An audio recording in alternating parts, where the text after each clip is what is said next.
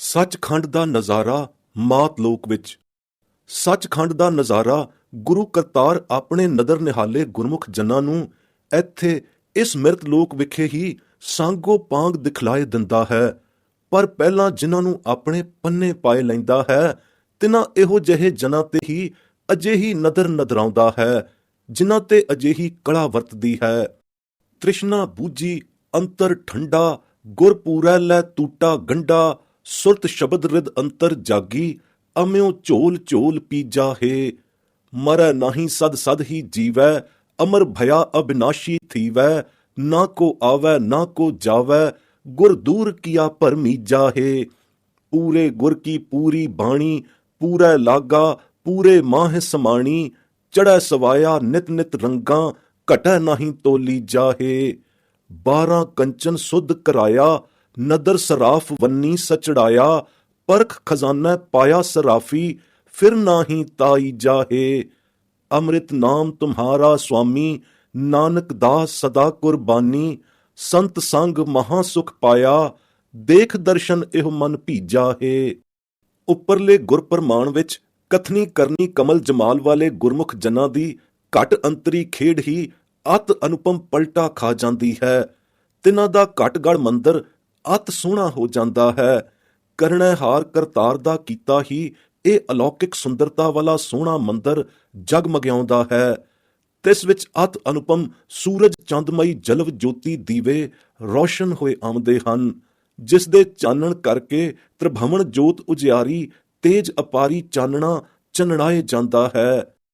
ਤਿਸ ਘਟ ਮੰਦਰ ਅੰਦਰ ਹੀ ਹਟ ਪੱਟਣ ਗੜ ਕੋਠੜੀ ਸੱਚੜੇ ਵਾਪਾਰ ਸੱਚੇ ਸੌਦੇ ਵਾਲੀ ਖੁੱਲ ਜਾਂਦੀ ਹੈ, ਅਤੇ ਅੰਤਰਗਤੀ ਭੈ ਭੰਜਨੀ ਗਿਆਨ ਅੰਜਨ ਵਾਲੇ ਦਿਬ ਲੋਇਣ ਦੀਪਤ ਹੋ ਜਾਂਦੇ ਹਨ, ਜਿਨ੍ਹਾਂ ਲੋਇਣਾਂ ਦੁਆਰਾ ਉਹ ਘਟ ਦੇ ਖੰਡ ਵਿਖੇ ਹੀ ਸੱਚਖੰਡੀ ਨਿਰੰਕਾਰ ਨਿਰੰਜਨ ਦੀ ਝਾਤੀ ਪਾ ਲੈਂਦੇ ਹਨ। ਜੇਕਰ ਗੁਰੂ ਕਰੁਣਾ ਦੁਆਰਾ ਭਲੀ ਪ੍ਰਕਾਰ ਇਸ ਅਜਰ ਪਦ ਨੂੰ ਜਰਿਆ ਜਾਵੇ, ਗੁਰੂ ਆਪ ਜਰਾਵੇ, ਤਾਂ ਸਾਰੇ ਖੰਡਾਂ ਬ੍ਰਹਮੰਡਾਂ ਦੀ ਗੁਪਤ ਪ੍ਰਗਟ ਖੇਡ ਉਹਨਾਂ ਨੂੰ ਹੱਥ ਤੇ ਸਰੋਂ ਜਮਾਉਣ ਵਾਂਗੂ ਪ੍ਰਤੱਖ ਹੋ ਜਾਂਦੀ ਹੈ। ਯਥਾ ਗੁਰਵਾਕ ਹਰਿ ਕਾ ਮੰਦਰ ਸੋਹਣਾ ਕੀਆ ਕਰਣੈ ਹਾਰ, ਰਵ ਸਸ ਦੀਪ ਅਨੂਪ ਜੋਤ, ਤ੍ਰਿਭਵਨ ਜੋਤ ਅਪਾਰ, ਹਾਟ ਪਟਣ ਗੜ ਕੋਠੜੀ ਸੱਚ ਸੌਦਾ ਵਾਪਾਰ। ਗਿਆਨ ਅੰਜਨ ਭੈ ਭੰਜਨਾ, ਦੇਖ ਨਿਰੰਜਨ ਭਾਏ, ਗੁਪਤ ਪ੍ਰਗਟ ਸਭ ਜਾਣੀਐ, ਜੇ ਮਨ ਰਾਖੈ ਠਾਏ।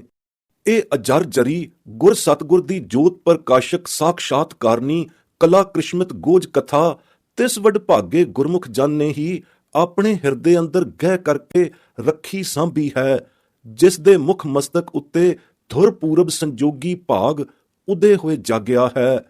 ਤਿਨਾਂ ਨੇ ਇਸ ਅਤ ਸ੍ਰੇਸ਼ਟ ਉੱਤਮ ਅੰਮ੍ਰਿਤ ਰਸਾਇਣੀ ਅਕਥ ਵਿਵਸਥਾ ਦਾ ਅੰਦਰੋਂ ਅੰਦਰ ਅਤੇ ਸਹਿਜ ਰਸ ਮਾਣਿਆ ਹੈ, ਗੁਰਬਚਨਾਤ ਰਸ ਮਾਣਿਆ ਹੈ।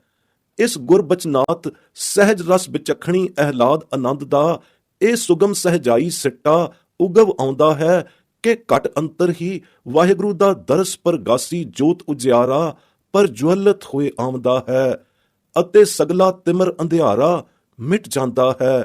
ਜਿਵੇਂ ਸੂਰਜ ਉਦੇ ਹੋਏ ਤੋਂ ਹਨੇਰੀ ਰਾਤ ਛਾਈ ਮਾਈ ਹੋ ਜਾਂਦੀ ਹੈ, ਇਸ ਬਿਦ ਗੁਰੂ ਵਰੋਸਾਏ ਗੁਰਮੁਖ ਜਨ ਘਟ ਅੰਤਰ ਹੀ ਅਦ੍ਰਿਸ਼ਟ ਅਗੋਚਰ ਅਲਖ ਨਿਰੰਜਨ ਨੂੰ ਆਪਣੀ ਅੱਖੀਂ ਵੇਖ ਲੈਂਦੇ ਹਨ। ਯਥਾ ਗੁਰਵਾਕ ਹਰ ਕੇ ਸੰਤ ਸੁਣੋ ਜਨ ਭਾਈ, ਹਰ ਸਤਗੁਰ ਕੀ ਇੱਕ ਸਾਖੀ, ਜਿਸ ਧੁਰ ਭਾਗ ਹੋਵੈ ਮੁਖ ਮਸਤਕ, ਤਿਨ ਜਨ ਲੈ ਹਿਰਦੈ ਰਾਖੀ। ਹਰ ਅੰਮ੍ਰਿਤ ਕਥਾ ਸ੍ਰੇਸ਼ਟ ਊਤਮ, ਗੁਰ ਬਚਨੀ ਸਹਿਜੇ ਚਾਖੀ, ਤੈ ਭਇਆ ਪ੍ਰਗਾਸ ਮਿਟਿਆ ਅੰਧਿਆਰਾ, ਜਿਉ ਸੂਰਜ ਰਹਿਣ ਕੇ ਰਾਖੀ। ਅਦਿਸ਼ਟ ਅਗੋਚਰ ਅਲਖ ਨਿਰੰਜਨ, ਸੋ ਦੇਖਿਆ ਗੁਰਮੁਖ ਆਖੀ। ਸਰਬ ਵਿਆਪਕ ਨਿਰੰਜਨ ਦਾ ਅਨੁਮਾਨ ਤਾਂ ਹਰ ਕੋਈ ਲਗਾ ਸਕਦਾ ਹੈ, ਪਰ ਇਸ ਖਿਆਲੀ ਕਿਆਸਕ ਅਨੁਮਾਨ ਕਰਕੇ ਅਲਖ ਨਿਰੰਜਨ ਲਖਿਆ ਨਹੀਂ ਜਾਂਦਾ, ਅਦ੍ਰਿਸ਼ਟ ਅਗੋਚਰ ਨਿਰੰਕਾਰ ਦੇਖਿਆ ਨਹੀਂ ਜਾ ਸਕਦਾ। ਜਿਨ੍ਹਾਂ ਗੁਰਮੁਖ ਜਨਾਂ ਦਾ ਊਂਦ ਕੰਵਲ ਪ੍ਰਕਾਸ਼ ਹੋ ਜਾਂਦਾ ਹੈ, ਸੋਈ ਅਗਮ ਅਗੋਚਰ ਅਲਖ ਨਿਰੰਜਨ ਨੂੰ ਸਰਬਤਰ ਰਵਿਆ ਸਾਂਗੋ ਪਾਂਗ ਦੇਖ ਸਕਦੇ ਹਨ। ਯਥਾ ਊਂਦ ਕਵਲ ਜਿਸ ਹੋਏ ਪ੍ਰਗਾਸਾ, ਤਿਨ ਸਰਬ ਨਿਰੰਜਨ ਡੀਠਾ ਜੀਓ। ਊਂਦ ਕਮਲ ਜਦ ਪ੍ਰਗਾਸਦਾ ਹੈ ਤਾਂ ਪਹਿਲਾਂ ਸਾਰੇ ਸਰੀਰ ਪਿੰਡ ਅੰਦਰ ਜੋਤ ਚਾਨਣਾ ਕਿਰਣਤ ਹੋ ਕੇ ਆ ਪਸਰਦਾ ਹੈ, ਫਿਰ ਜਿਉਂ-ਜਿਉਂ ਸ਼ਬਦ ਸੁਰਤ ਕਮਾਈ ਵੱਧਦੀ ਜਾਂਦੀ ਹੈ, ਤਿਉਂ-ਤਿਉਂ ਇਹ ਜੋਤ ਚਾਨਣਾ ਵੀ ਵੱਧਦਾ ਜਾਂਦਾ ਹੈ। ਇੱਥੇ ਤਾਈਂ ਕਿ ਇਸ ਦਾ ਵਧਾਓ ਪਿੰਡ ਤੋਂ ਬ੍ਰਹਮੰਡੀ ਸਗਲ ਭਵਨ ਵਿਖੇ ਜੋਤ ਜਲਵਨਾ ਹੋ ਜਾਂਦਾ ਹੈ। ਜੋਤੀਸ਼ ਦਾ ਜੋਤ ਜਲਵਨਾ ਜਲਾਲ ਸਾਰੇ ਗਗਨ ਮੰਡਲ ਵਿਖੇ ਇਉਂ ਆਭਾ ਮਾਰ ਉੱਠਦਾ ਹੈ ਕਿ ਇਸ ਦਿਵ ਜੋਤ ਜਲਵਨੀ ਦ੍ਰਿਸ਼ਟ ਨਜ਼ਾਰੇ ਦੇ ਆਸ਼ਕਾਰ ਹੋਏ ਤੋਂ ਪਹਿਲਾਂ ਪੰਜ ਭੂਤਕ ਅੱਖੀਆਂ ਦੁਆਰਾ ਦਿਸ ਰਿਹਾ ਸਾਰਾ ਸਥੂਲ ਦ੍ਰਿਸ਼ਟਾਇਆ ਪੁਲਾੜ ਪਸਰਾਓ ਪਲਟ ਕੇ ਜੋਤ ਜੋਤੰਨਾ ਹੋ ਜਾਂਦਾ ਹੈ। ਸੱਚਮੁੱਚ ਪਹਿਲੇ ਦ੍ਰਿਸ਼ਟਮਾਨ ਨਜ਼ਾਰੇ ਦਾ ਅਭਾਵ ਹੀ ਹੋ ਜਾਂਦਾ ਹੈ।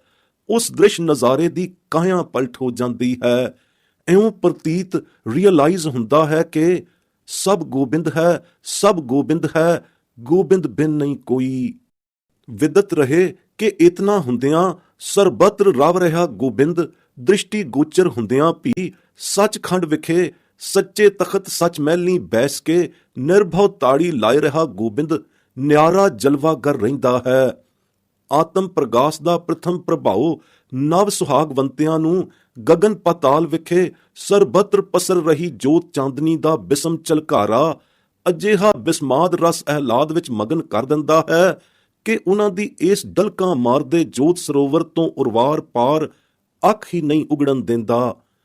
ਉਹਨਾਂ ਦੀ ਸੁਰਤੀ ਅਜਿਹੀ ਰਸ ਬਿਸਮਾਦ ਹੋ ਜਾਂਦੀ ਹੈ ਕਿ ਇਹ ਪਹਿਲ ਪਲੇਠੀਆ ਝਲਕਾਰਾ ਪੈਣ ਸਾਰ ਉਹ ਮਨ ਬਚਨ ਕਰਮ ਕਰਕੇ ਇਹੋ ਪ੍ਰਤੀਤ ਕਰਦੇ ਹਨ ਕਿ ਉਹਨਾਂ ਦਾ ਸੱਚਮੁੱਚ ਸੱਚਖੰਡ ਵਿੱਚ ਨਿਵਾਸ ਹੋਏ ਰਿਹਾ ਹੈ ਅਤੇ ਇਹ ਆਤਮ ਝਲਕਾਰ ਹੀ ਸੱਚਖੰਡ ਵਾਸੀ ਪਰਮਾਤਮਾ ਦਾ ਦਰਸਾਰ ਹੈ।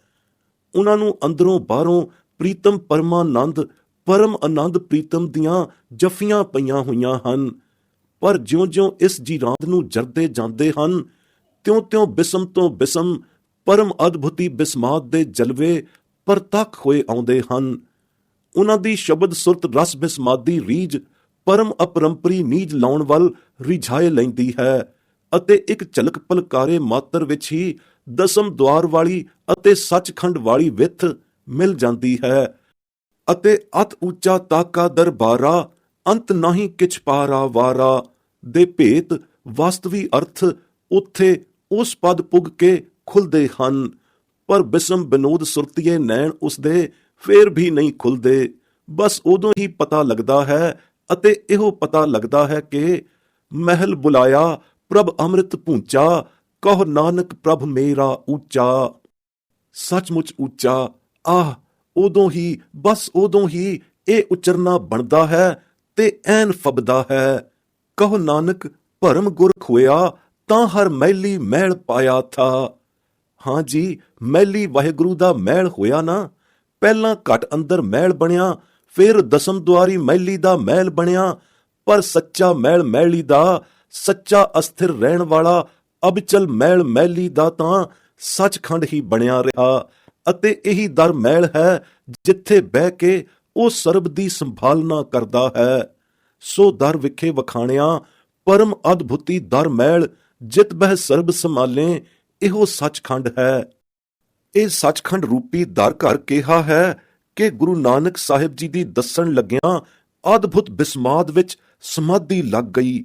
ਇਉਂ ਉਚਾਰਦੇ ਹੀ ਸੱਚਖੰਡ ਵਿਖੇ ਲਿਵਲੀਨ ਹੋ ਗਏ ਅਤੇ ਲਿਵਲੀਨ ਹੋਏ ਉਚਾਰੀ ਗਏ। ਸੋ ਦਰ ਕਿਹਾ, ਸੋ ਘਰ ਕਿਹਾ ਜਿਤ ਬਹਿ ਸਰਬ ਸੰਭਾਲੇ। ਆਹਾ, ਹੁਣ ਸੰਭਾਲੇ ਦਾ ਸੰਭਾਲੈ ਹੋ ਗਿਆ। ਸਨਮੁਖ ਪੇਖ ਰਹੀ ਬਿਸਮਾਦ ਦ੍ਰਿਸ਼ਟੀ ਸੰਭਾਲੈ ਹੀ ਉਚਾਰਨ ਕਰੇਗੀ। ਸਨਮੁਖ ਬਿਲਾਸ ਕਰ ਰਹੀ ਬਿਸਮ ਰਸ ਗੀਦੀ ਰਸਨਾ ਨੂੰ ਸੰਭਾਲੇ ਦੇ ਥਾਂ ਸੰਭਾਲੈ ਕਹਿਣਾ ਹੀ ਸ਼ੋਭਦਾ ਹੈ।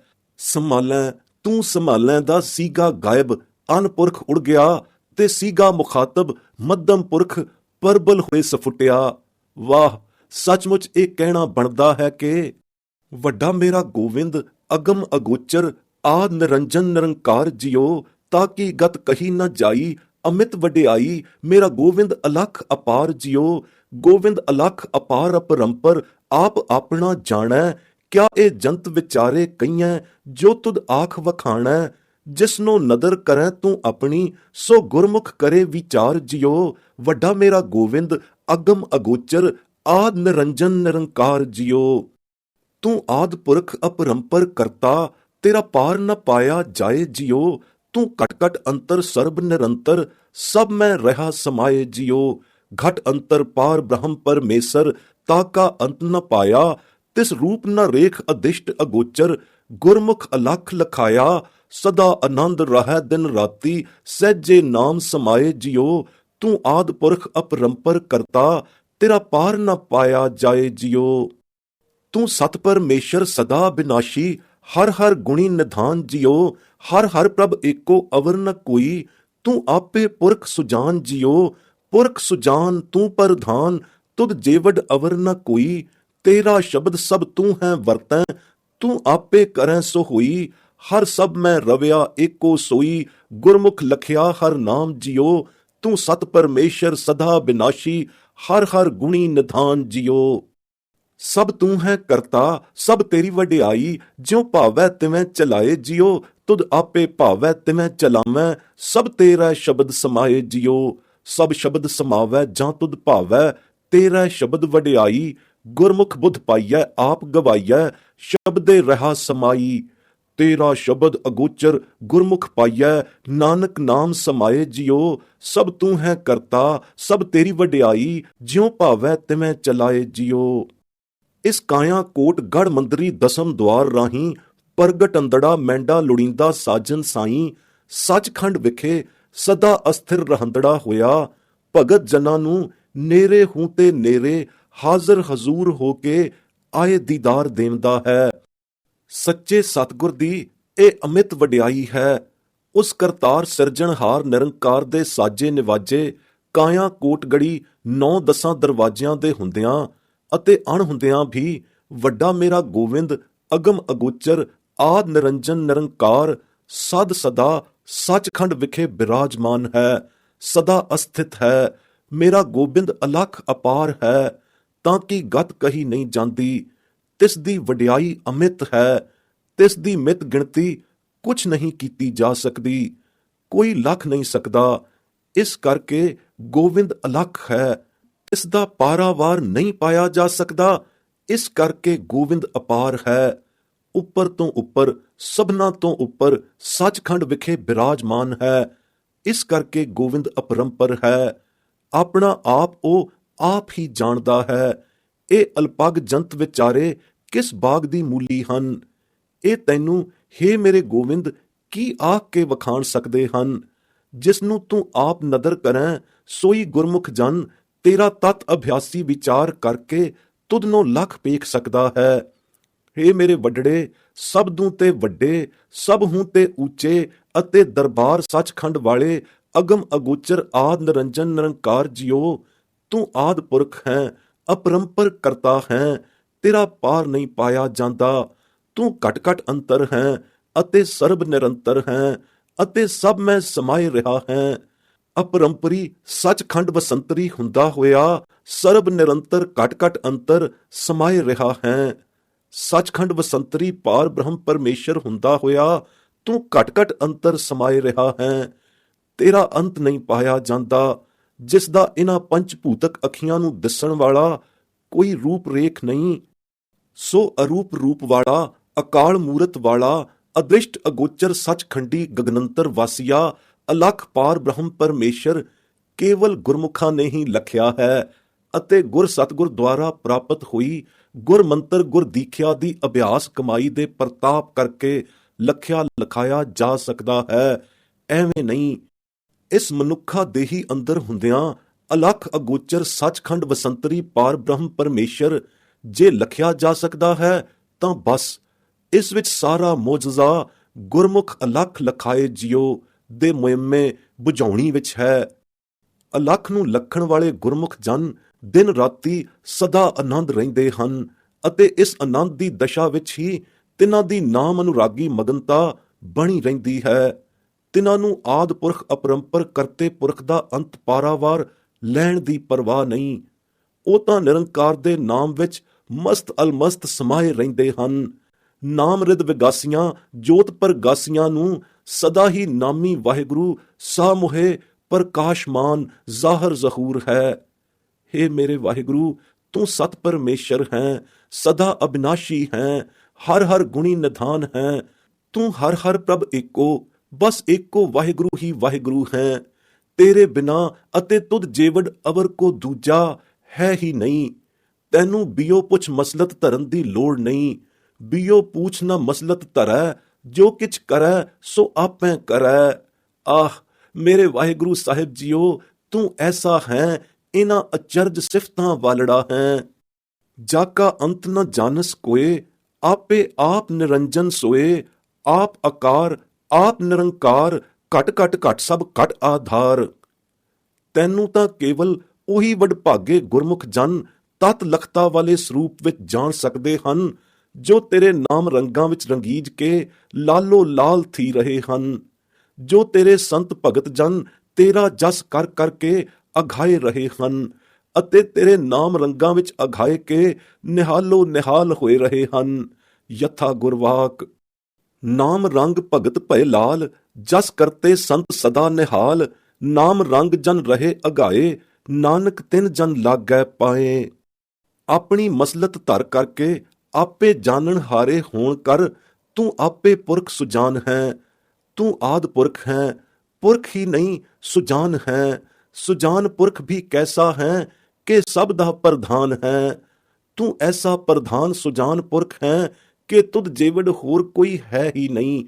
ਤੂੰ ਸਰਬ ਕਲਾ ਸਮਰੱਥ ਪੁਰਖ ਪੁਰਖੋਤਮ ਅਮਰ ਅਟਾਰੜੇ ਸੱਚਖੰਡ ਧਾਮ ਵਿੱਚ ਬੈਠਾ ਹੋਇਆ ਆਪਣਾ ਅਮਰ ਹੁਕਮ ਚਲਾਉਂਦਾ ਹੈ, ਅਤੇ ਆਪਣੀ ਅਮਰ ਕਲਾ ਵਰਤਾਉਂਦਾ, ਆਪਣੀ ਸਰਬ ਕਲਾ ਸਮਰੱਥ ਦਾ ਸਿੱਕਾ ਚਲਾਉਂਦਾ ਹੈ। ਸਭ ਘਟ ਪੂਰਨ ਹੋਏ ਆਪਣੀ ਜ਼ਾਹਰ ਕਲਾ ਦਾ ਇਜ਼ਹਾਰ ਕਰ ਦਿੰਦਾ ਹੈ। ਤੇਰਾ ਸ਼ਬਦ ਹੀ ਸ਼ਬਦ ਸਾਰੇ ਵਰਤਦਾ ਹੈ, ਅਤੇ ਸ਼ਬਦ ਰੂਪ ਹੋ ਕੇ ਸਭ ਤੂੰ ਹੈ ਵਰਤਦਾ ਹੈ, ਅਤੇ ਜੋ ਕਿਛ ਤੂੰ ਆਪੇ ਕਰੈ ਸੋਈ ਹੋਂਦਾ ਹੈ। ਵਾਹਿਗੁਰੂ ਏਕੋ ਹੀ ਸਭ ਮੈਂ ਰਵਿਆ ਹੋਇਆ ਹੈ। ਇਸ ਭੇਦ ਨੂੰ ਤਤ ਲਖਤਾ ਕਰਕੇ ਕੌਣ ਬੁੱਝ ਸਕਦਾ ਹੈ? ਉਹ ਬੁੱਝ ਸਕਦਾ ਹੈ ਜਿਸ ਗੁਰਮੁਖ ਲਖਿਆ ਹਰ ਨਾਮ ਜੀਓ। ਨਾਮ ਦੇ ਲਖਣੇ ਹਾਰੇ, ਨਾਮ ਦੇ ਤਤ ਦਰਸੀ, ਨਾਮ ਦਰਸ਼ਨਾਂ ਦੇ ਸਾਂਗੋ ਪਾਂਗ ਪੇਖਣ ਹਾਰੇ, ਅਤੇ ਨਾਮ ਦੇ ਜੋਤ ਦਰਸ਼ਨੀ ਸਰੂਪ ਨੂੰ ਪੇਖ ਪੇਖ ਕੇ ਆਨੰਦ ਰੰਗ ਮਾਨਣ ਹਾਰੇ ਹੀ ਨਾਮੀ ਵਾਹਿਗੁਰੂ ਨੂੰ ਲੱਖ ਪੇਖ ਸਕਦੇ ਹਨ। ਇੱਥੇ ਵੀ ਅਤੇ ਸੱਚਖੰਡੀ ਮੰਡਲ ਵਿਖੇ ਵੀ, ਅਤੇ ਸਾਰੇ ਖੰਡ ਬ੍ਰਹਮੰਡਾਂ ਵਿੱਚ ਵੀ। ਹੇ ਵਾਹਿਗੁਰੂ, ਜੈਸਾ ਤੂੰ ਅਗਮ ਅਗੋਚਰ ਹੈ, ਤੈਸਾ ਹੀ ਤੇਰਾ ਸ਼ਬਦ ਵੀ ਅਗਮ ਅਗੋਚਰ ਹੈ। ਗੁਰਮੁਖਾਂ ਨੇ ਹੀ ਤੇਰੇ ਇਸ ਅਗੋਚਰ ਸ਼ਬਦ ਨੂੰ ਪਾਇਆ ਹੈ, ਅਤੇ ਗੁਰਮੁਖਾਂ ਨੇ ਹੀ ਤੇਰੇ ਸ਼ਬਦ ਨਾਮ ਵਿੱਚ ਸਮਾਏ ਕੇ ਤੇਰੇ ਅਗਮ ਅਗੋਚਰ ਸਰੂਪ ਨੂੰ ਪਾਇਆ, ਲਖਿਆ, ਲਖਾਇਆ ਹੈ, ਅਤੇ ਜਿਉਂਦੇ ਜੀ ਸੱਚਖੰਡ ਸਾਮੂਹੇ ਡੇਰਾ ਲਾਇਆ ਹੈ।